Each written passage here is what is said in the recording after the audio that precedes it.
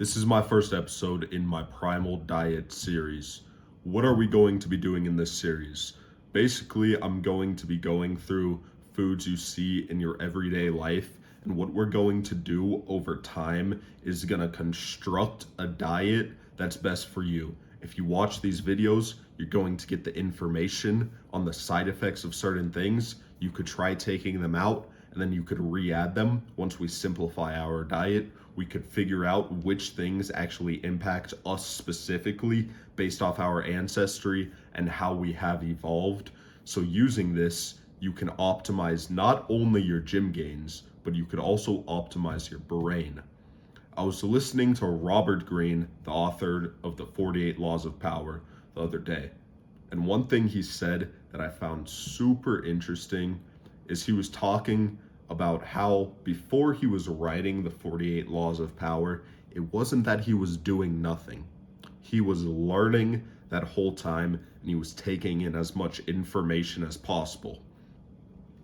And I was thinking, well, me and most of my subscribers are actually taking in as much information as possible. But how else could we actually make this process more efficient? And one thing that diet impacts is your brain. We know that your diet impacts all your organs, impacts your heart health, it impacts everything, your liver. Why would it not impact your brain is something I started thinking. So what we are going to be doing is not only optimize your gym gains with this series, but we're also going to optimize your brain and your hormone levels. So you're going to have higher testosterone, less external estrogen, you're going to be more masculine, you're going to be more productive, and your brain is going to be able to consume more information. And later I'm going to get into why, but basically we don't really know what the full extent of our brain's function is with the research I've been doing. Most of our diets we've been on for our whole life. We were born and started eating these modern day diets. And these modern day diets are mainly primarily focused to feed masses. Now, think about grains in your diet. We are going to be discussing grains today. What are the benefits of grains in society? Grains in society are easy to produce in mass and feed mass amounts of people. That's why they were originally introduced into the human diet, because when people consume grains, it one fills them up, but it also allows many people to eat without having to go out, forage for meat, hunt. So what it became was meat was more of a luxury, and the peasants would have to eat the grains. Now the grains caused a whole lot of issues when they were introduced. When grains were first introduced into our diet, there was a lot of nutrition deficiencies, and that was when grains were actually, I'll explain later what's happening to grains, but basically that's when grains were full of nutrients or had the most nutrients they've ever had. The amount of nutrients in grains has only gone downhill due to the way they are made now. But before I get into my explanation on grains, I want you to comment below if you're gonna follow this diet with me. You don't have to completely jump on this diet. Don't make any excuses. Oh, it's too expensive. My parents cook the food, or any of that. Parents might even get scared if you go to the extreme on this diet, because the diet advice is so screwed up due to industry-sponsored studies. One thing that's also an issue now is you have to really dive in depth with studies to understand what they are covering, because many studies are very biased. An example is for oats. Oats aren't good for your heart health. They're better than white bread. All the studies on oats are comparing them to white bread. They're industry sponsored, so they're comparing the healthiest oats to something that's extremely unhealthy, white bread. So of course your heart health is going to be better. But just because your heart health is better does not mean that oats are good for you. If you take out both altogether, then you could know that your heart health is going to be better than consuming any oats. So we'll get into that later, but know that studies you have to look in depth in, and you can't just take the base information that people are telling you because it is normally industry sponsored and wrong. But back to the main point is you may have all these excuses, but what I want you to do is just make small changes over time. Now, you may watch this video, you don't want to completely remove grains from your diet, but if you could take out 50% of grains, if you could stop snacking on pieces of toast on the side of your eggs, then that alone could improve your health. So every video, we're going to try to optimize our diet a little more, and eventually you're going to realize that you're feeling a little bit better every single time.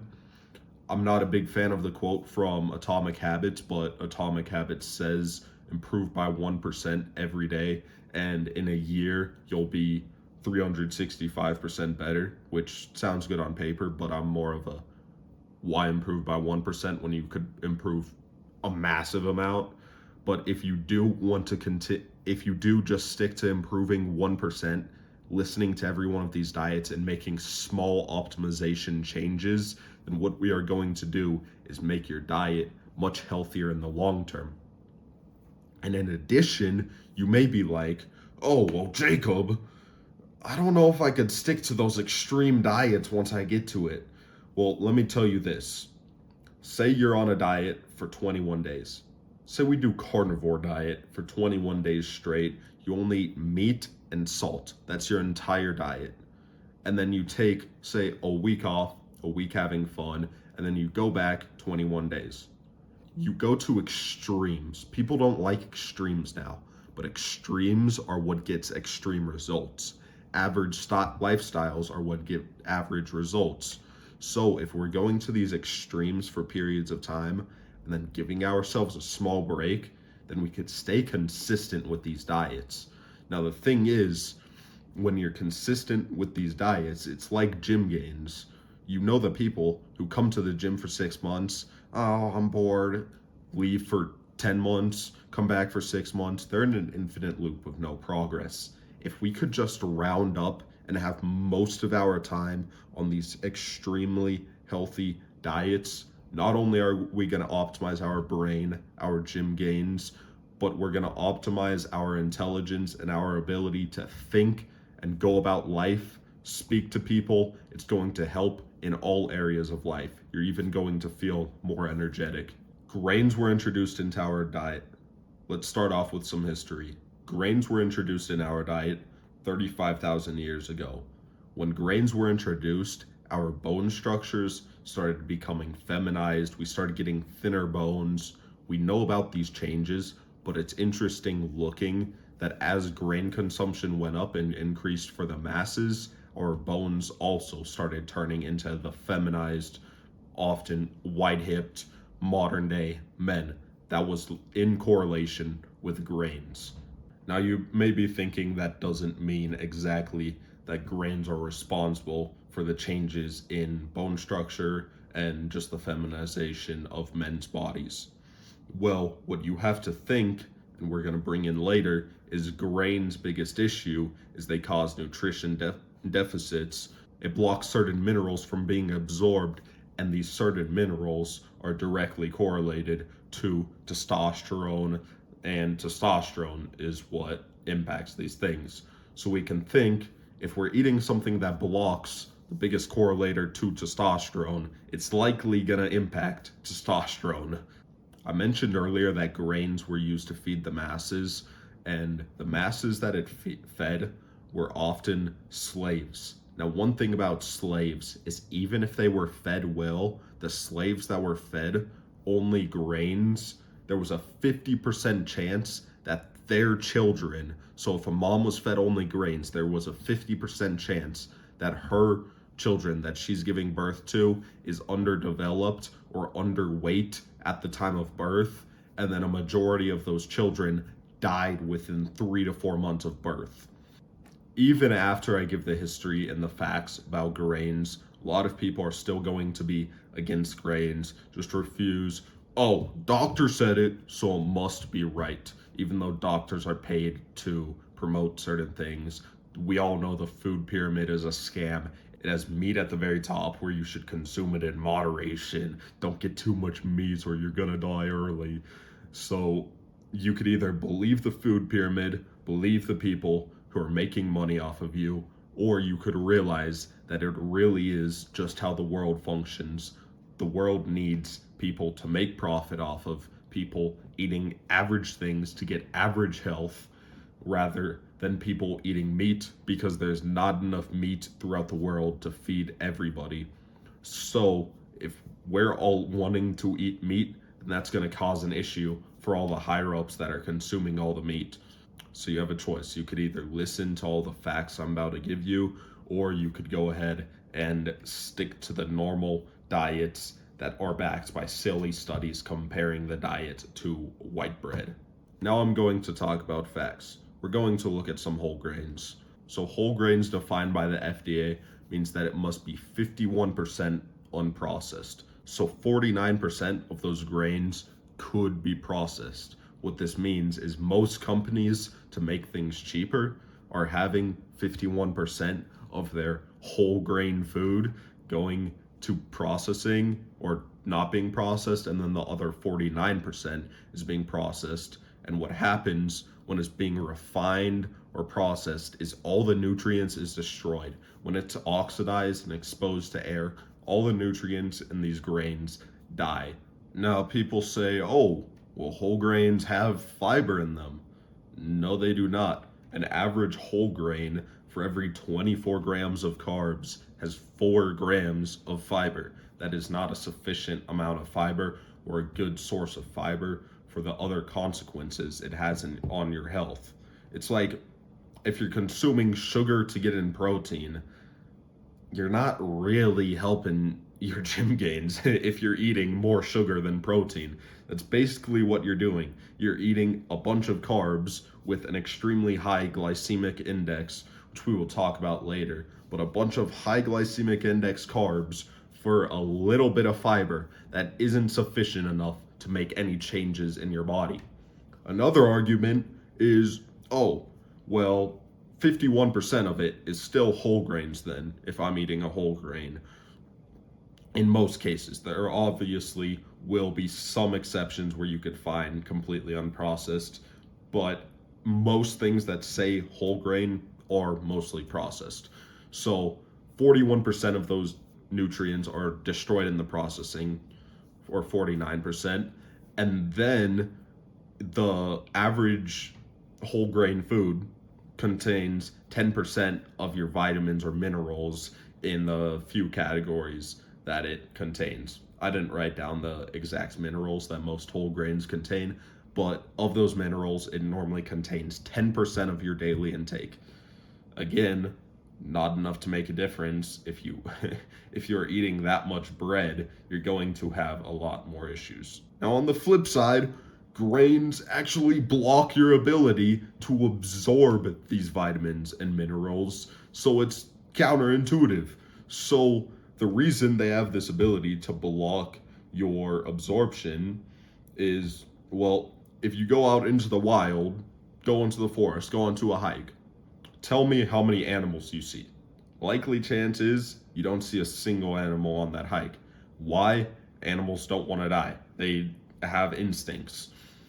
How many plants are you going to see? You're going to see a lot. Now, how do plants protect themselves? They protect themselves through anti-nutrients, or things that block the minerals going to your body. So if you consume something that has anti-nutrients in it, you're not going to get nutrients from that thing that it has. So there are many anti-nutrients in grains preventing you from getting nutritional value out of them. So it just simply makes no sense to eat from fiber. It makes no sense to eat for vitamins and minerals. It makes no sense intentionally spiking your blood sugar. I don't see any other reason to eat grains.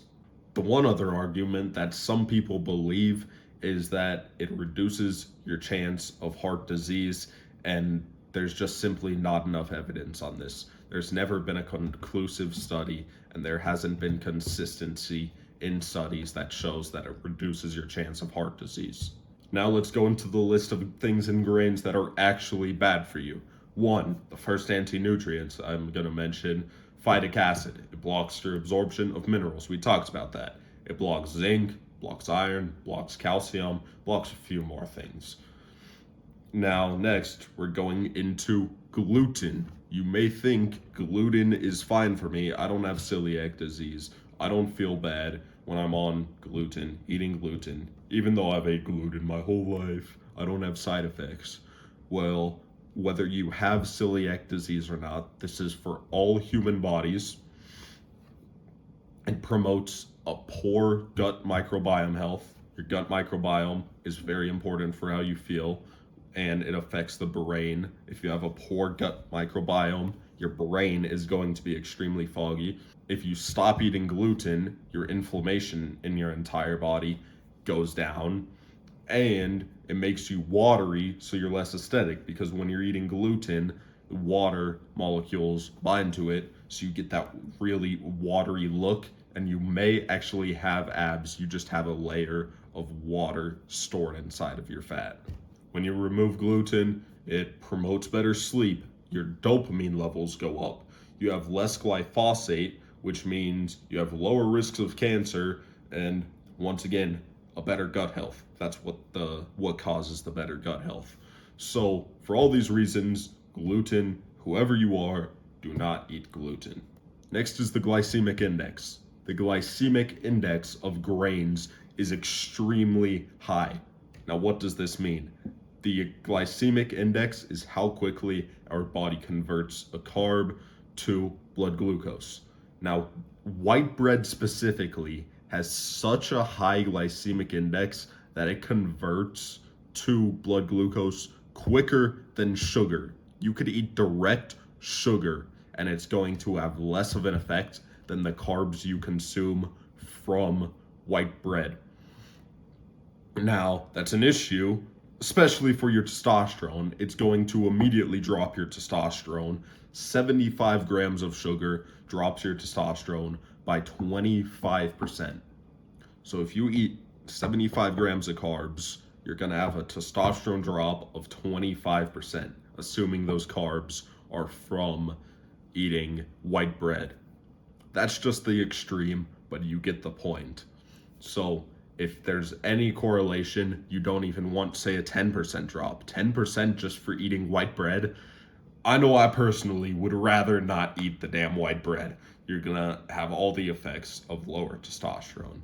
Now, when you're trying to cut, the glycemic index causes issues. When you're eating something with a high glycemic index, your gut tells you, we need more of this. We need more of this because this is super energy dense. When we eat this, we could store it as fat, and therefore we could live longer, because back in the day, people had to go days without eating sometimes. So naturally, our body, when it finds something that's extremely energy dense, even if you're full, your body basically turns off the full switch and goes ahead and tells you, keep consuming more, you're not full, you need more of this. This is why you may have eaten like steak before, and you could go ahead and eat like fries when you're full. You can't take another bite of steak or another bite of your burger, but you keep eating fries. This is for this exact reason, because of the glycemic index telling your body you're not full, you need more of this. So don't eat this on a cut. May be able to use it on a bulk, but especially when you're trying to lose weight or maintain, this causes issues.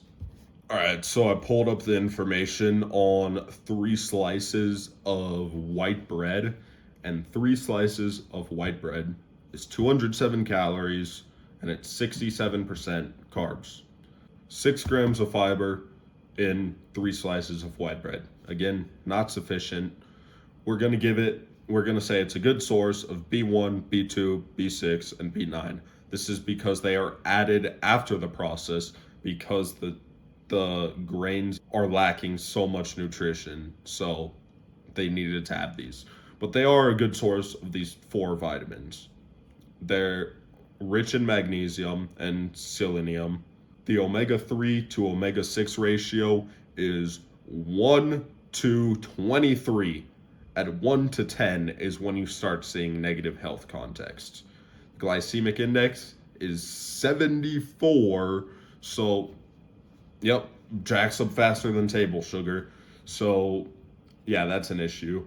And now let's compare it to 214 grams of steak from a cow. 200, it's 250 calories with zero carbs, no carbs at all. So you're not having any of the issues that carbs cause from the glycemic index. And the glycemic index is zero, so whatever there is in it doesn't raise your blood sugar. It's rich in vitamin B3, B5, and B12. It's rich in iron, magnesium, phosphorus, potassium, selenium, and zinc. And it's also high in omega-3 fatty acids. These omega-3 fatty acids in it are healthy for your heart. So please tell me, why exactly does the food pyramid tell you that, oh, you don't eat too much steak, steak is gonna fuck up your health? But no, you should eat a lot of bread, eat a lot of grains, because that is clearly much more healthy for you. Did you know that once we started feeding the animals we eat grains, their brains significantly shrunk and they became more sedimentary directly after we started feeding them grains? So it screws up any animal's health in general. Why would we be an exception? Even when the Native Americans were forced to relocate, what they did, they burned all the vegetables and took all the meat, so they were left with literally only grains. They didn't burn any of the grains. You think this was intentional? You think there was a reason why they were left with only eating grains? Because grains quite literally make people weak. 75% of Americans are actually carb sensitive. Now, what does this mean? This means after consuming carbs, you get a response in your body that makes you sleepy, makes you not want to do things, gives you brain fog, makes you think less clearly. So if you eat carbs, if you're eating grains, you're basically constantly going to have this sleepiness, less clarity feeling, and you're going to be very sedimentary, and it's going to be hard to get up, go to the gym. It's going to be hard to do your work. You're going to want to lay in bed all day. You're not going to want to move around. And this is all caused by eating too much carbs. And the number one source of carbs is grains. So if we remove grains from our diet, we could likely see many benefits. So I strongly recommend you considering removing the grains from your diet, or at least minimizing them, and seeing if you have any change. Now, you might not see a change. If you don't see a change, or if there's very little change, you may just have such a poor diet that there's too many factors going into it. Removing 1 out of 100 factors, you may not see the benefits instantly. But if over time, if you follow this series, if you actually try to improve your brain, your body, and we try to optimize ourselves through this series over time, we're going to see our life change. We're going to see our brains function differently. We're going to consume more information. We're going to retain more information. We're going to be higher quality people, and being somebody who is higher quality and giving more value makes you much more likely to succeed in life. So if you aren't going to make any excuses, aren't going to bitch out, and are actually going to follow this series and really push to have a better life through nutrition, go ahead, let me know. I'd love to hear in the future, every video, go ahead and let me know how your progress is going. Let me know, and I'd reply to you. I'd talk to you guys. Let me know what exactly these changes do to your life. But we are trying to have the most optimal and most unbiased information we could find. Thank you for watching. Good luck in your journey.